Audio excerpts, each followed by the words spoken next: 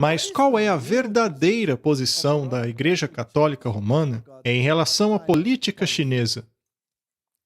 Este é um artigo da Catholic Register, 2018, que deixa a coisa bastante clara. O artigo é um pouco antigo, mas é isso que eles dizem. A China é um modelo do ensino social católico, protetor da dignidade humana, diz um bispo. O chanceler da Academia Pontifícia de Ciências Sociais disse que a China está exercendo um papel global de liderança moral nos princípios do ensino social católico e defesa da dignidade humana. Em uma entrevista com o Vatican Insider, ele disse recentemente que, neste momento, aqueles que melhor entendem a doutrina social católica são os chineses. E aí, Martin? Eu não sei como eles conseguem conciliar essas duas coisas, o que nós acabamos de assistir no vídeo e... As pessoas podem dizer, mas isso foi agora e aquilo foi naquela época. Foi a mesma coisa em 2018. Para que os jesuítas foram criados? Para destruir o protestantismo. E eles querem voltar para a Idade Média, quando a Igreja tinha controle total sobre a humanidade. Se você não coopera, você é removido e jogado em um calabouço fétido. Se você não mudar de ideia e renunciar aos seus princípios, você será torturado até a morte.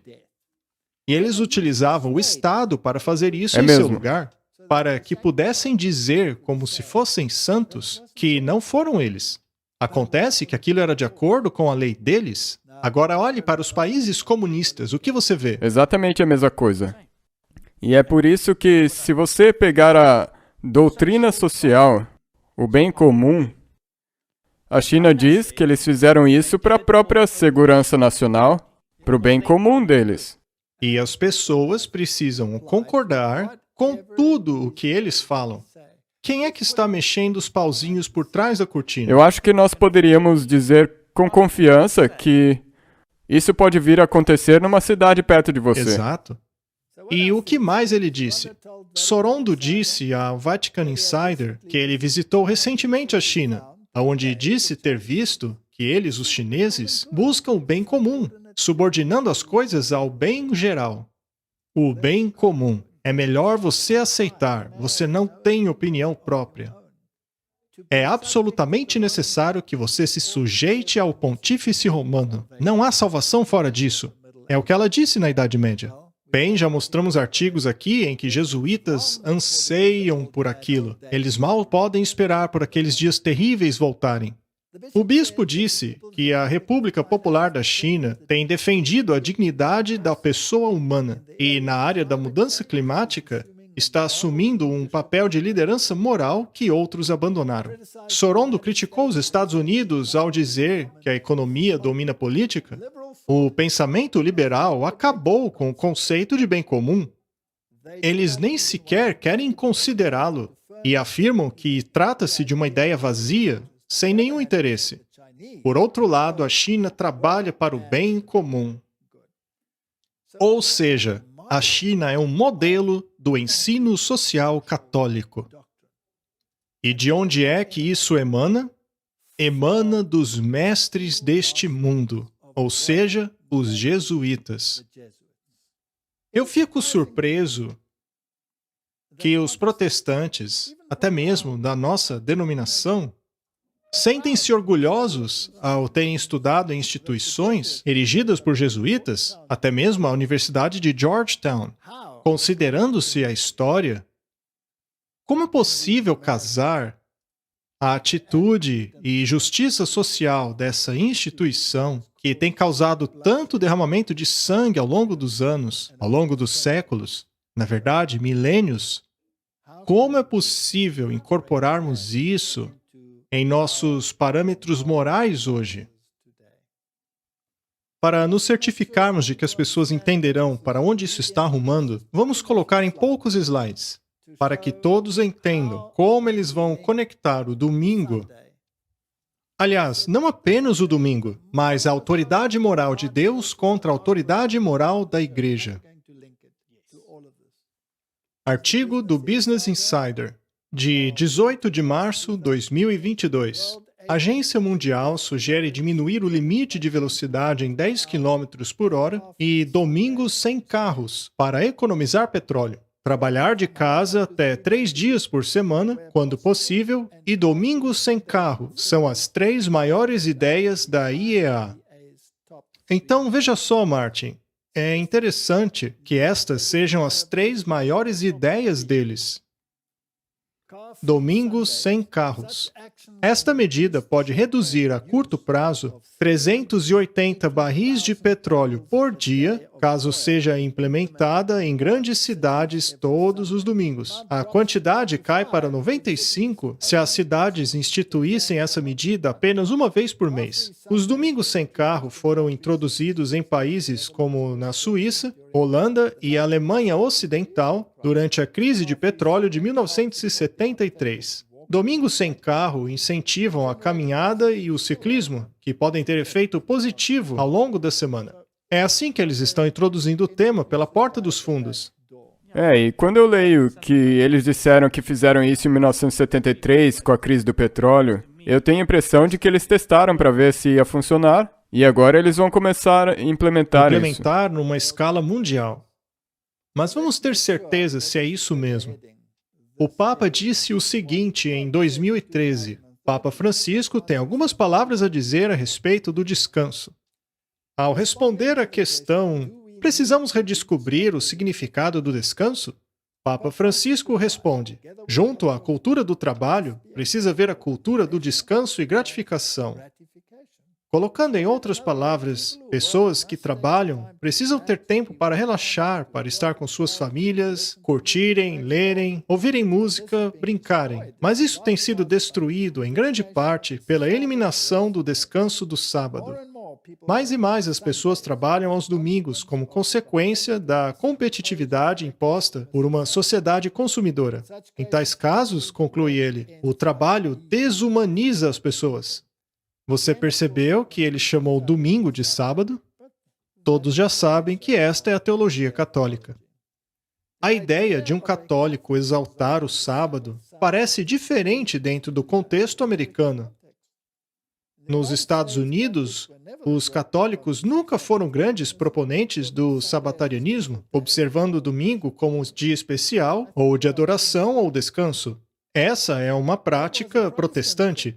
Desde o momento em que os puritanos chegaram, eles começaram a impor leis que separavam o domingo para a ida à igreja. Ao longo do tempo, o que foi chamado de Lei Azul englobava diferentes atividades e variava de estado para estado.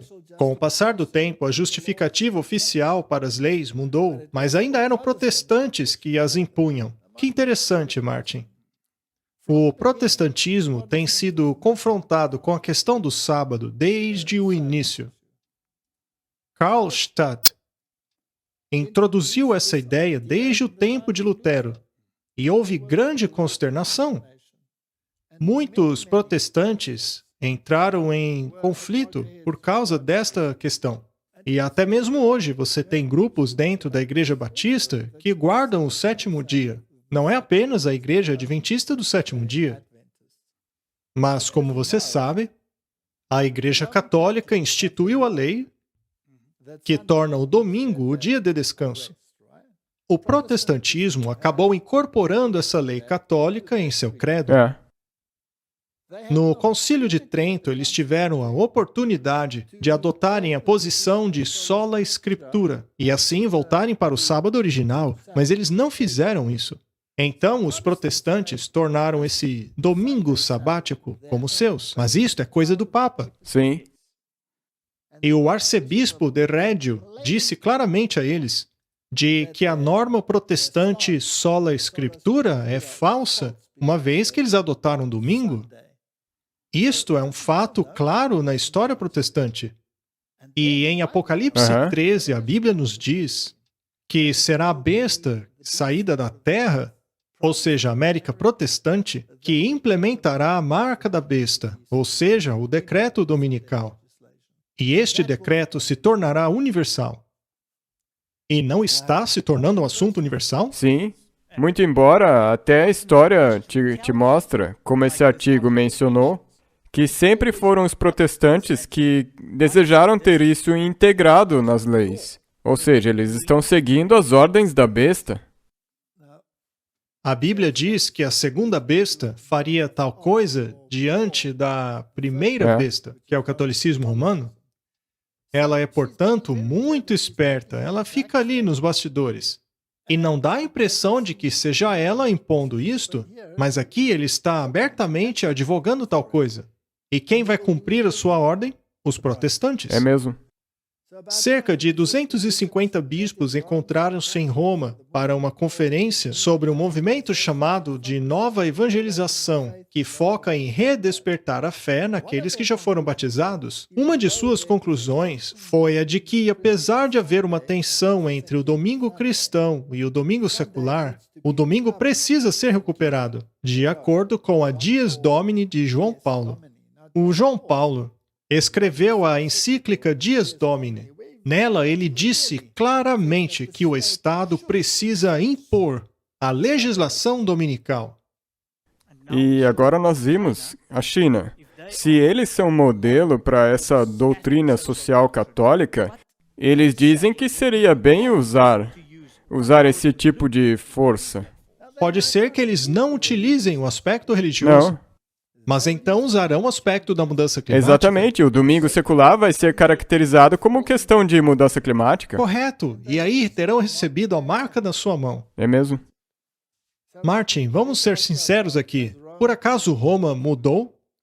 Não. Pode ser que as palavras sejam um pouco diferentes, mas o princípio é o mesmo. É, porque eles provavelmente tiveram que dar uma abrandada. Porque provavelmente existem pessoas como nós que estão agitando a água um pouco. Agência de Notícias Católica, 29 de abril de 2022. Segundo o Papa Francisco, todos os países deveriam promover políticas que são amigáveis à família. No artigo anterior, vimos que, segundo ele, essa política familiar seria a introdução do domingo. É mesmo. Políticas favoráveis à família, econômicas e culturais precisam ser promovidas em todos os países. Essa é uma maneira indireta de pedir por uma legislação Sim. dominical. Elas incluem, por exemplo, políticas que tornem possível harmonizar a família e o trabalho, políticas fiscais que reconhecem os fardos familiares e apoiam as funções educacionais de famílias por adotarem instrumentos fiscais apropriados de igualdade, políticas que preservem a vida, serviços sociais, psicológicos e de saúde que apoiem o relacionamento dos pais. Veja que todas essas palavras bonitas são ligadas ao domingo. É 100%. Se você ler a encíclica Laudato Si, ela tem o mesmo palavreado, mas diz que o domingo deve ser reverenciado de novo. Precisa voltar ao centro da sociedade. É nessa direção que caminhamos. Isso, basicamente, nos dá uma visão geral de onde estamos atualmente. É claro, em termos da visão profética. A marca da besta será implementada. Gostemos nós ou não, ela será implementada em todos os níveis sociais. Ela será global, portanto, precisa haver uma força autoritária global por trás dela. Ela também será draconiana. Sim, vigilância vai ser usada. E eles têm muita experiência em aplicar métodos draconianos. Eles estão fazendo uso da tecnologia para este propósito. Agora é a hora para o povo de Deus preparar-se espiritualmente para aquilo que está vindo. Martin, precisamos estudar a Bíblia. Nosso coração precisa mudar. O que sempre começa com o arrependimento. É mesmo. E após o arrependimento, precisamos ter a fé. E a fé perfeita lança fora Afasta o quê? o medo. O medo. Quando estamos em harmonia com Deus, não precisamos temer aquilo que está prestes a acontecer ao mundo, mas precisamos ter conhecimento daquilo que a Bíblia ensina. No tempo de Cristo, quando os cristãos foram alertados para que, quando virem em lugar santo a abominação desoladora, assim como está escrito no livro de Daniel, que aquele que lê entenda, e eles estudaram e compreenderam. Eles viram os sinais e fugiram da cidade. Chegou a hora do povo de Deus preparar-se espiritualmente para o que está prestes a acontecer.